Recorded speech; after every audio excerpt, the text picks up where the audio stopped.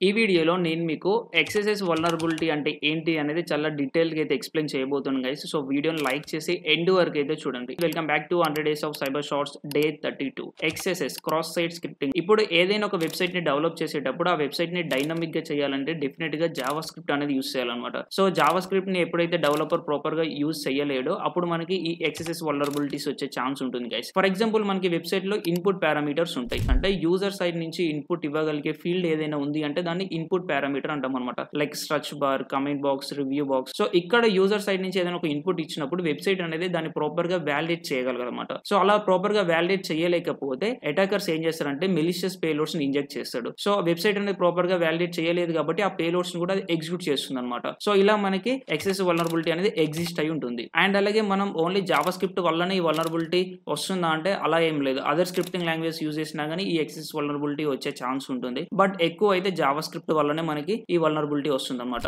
And అలాగే మనకి ఈ వల్నరబిలిటీ వచ్చేసి అయితే 3 టైప్స్ ఉంటుంది. ఆ 3 టైప్స్ గురించి మనం వన్ బై వన్ నెక్స్ట్ వీడియోలో అయితే తెలుసుకుందాం అన్నమాట. అండ్ ఆల్రెడీ ఆ 3 టైప్స్ గురించి మీకు తెలిస్తే కింద కామెంట్ అయితే చేయండి. Thank you. Stay tune.